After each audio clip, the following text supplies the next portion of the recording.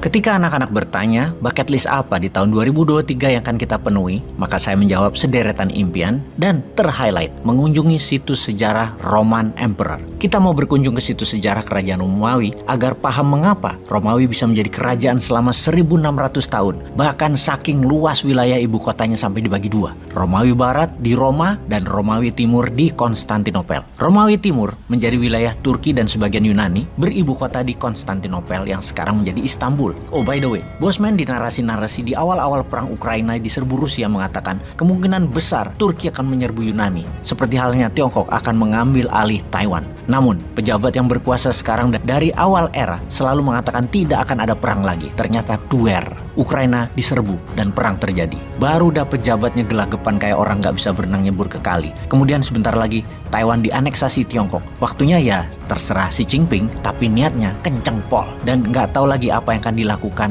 oleh pejabat yang berkuasa. Pastinya bingung berpihak kemana. Dagangan yang bergantung pada Tiongkok jadi hilang. Indonesia bisa bangkrut padahal nggak ikut perang. Saking gedenya kebergantungan pada Tiongkok yang tidak ada antisipasi lainnya. Cinta buta banget dah dengan Tiongkok. Dalam perang Ukraina, Rusia mengambil Ukraina bukan hanya menahan serangan NATO, namun romantisme sejarah Alexander the Great dan Uni Soviet masih ada dalam benak Putin.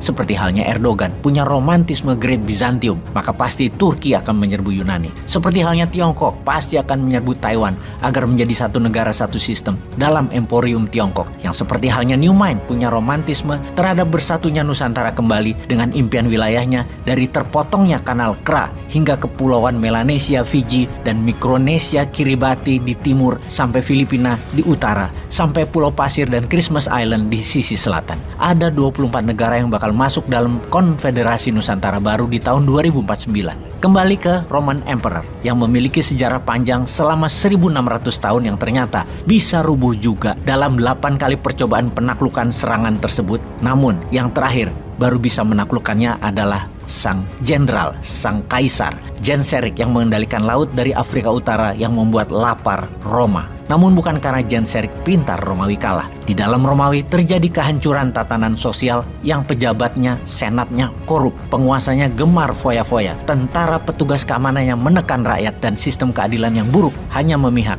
yang bayar. Momen ini ditunggu dengan tepat oleh Genseric yang akhirnya bisa menaklukkan Roma. Sejarah ini harus saya kunjungi situsnya, mulai dari Turki, di Istanbul, terus ke Roma. Saya ingin napak tilasi agar nanti ketika Newman mendapat mandat, kesalahan Romawi tidak kita ulangi. Pelajaran yang didapat adalah menyerang sebuah negara besar akan sulit mengalahkannya dari luar, harus dari dalam. Ketika dalamnya bobrok, inilah masa dari luar menyerang. Dan kalau kita kuat di dalamnya, selalu terjaga integritasnya, patriotismenya, swasembada kebutuhan dasar mandiri, sandang, pangan, papan, pulsa, kesehatan, pendidikan, sistem hukum yang adil, kesamaan peluang, dan pejabatnya orang-orang yang merit berdasarkan meritokrasi orang prestasi, maka sulit negara tersebut akan rubuh. Kekuasaan 2000 tahun Nusantara pasti bisa tercapai. Hancurnya Tiongkok bisa dari dalam, hancurnya Amerika juga harus dimulai dari dalam. Sebelum mereka saling menghancurkan dari dalam, maka secara kedaulatan Indonesia harus menyiapkan Indonesia emas di tahun 2045. GDP harus naik 20 kali dari sekarang dalam 22 tahun ke depan. GNP minimum 30 triliun.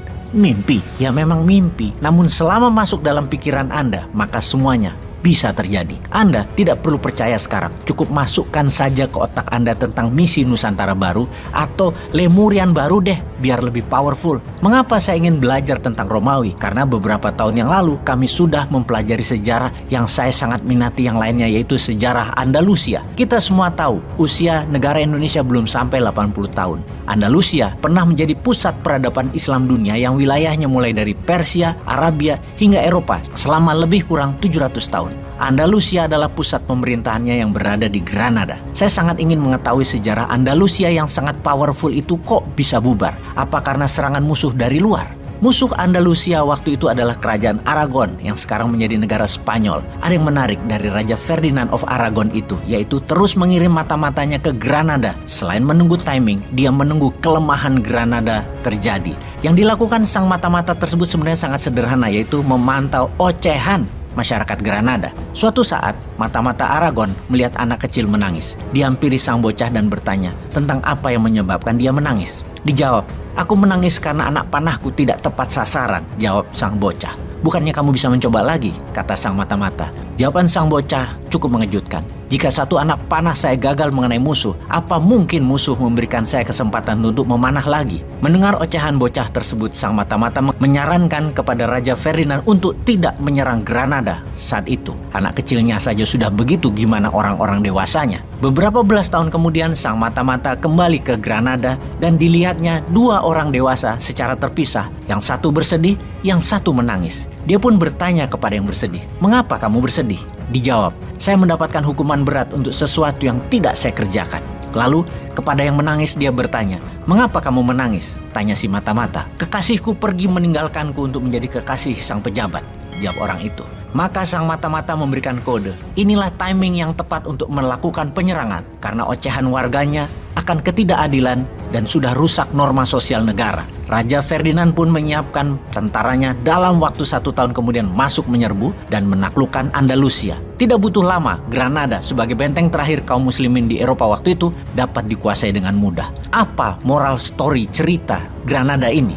Mungkinkah tragedi Granada terulang di negeri Tiongkok atau terulang di Amerika atau bisa terjadi di negeri kita tercinta Indonesia ini? Mungkinkah? Apa ocehan rakyat saat ini? Ngomong-ngomong, ada yang mau ikut Bosman menyusuri sejarah kerajaan Romawi di tahun 2023? Ikan hiu dalam lemari. Yuk mari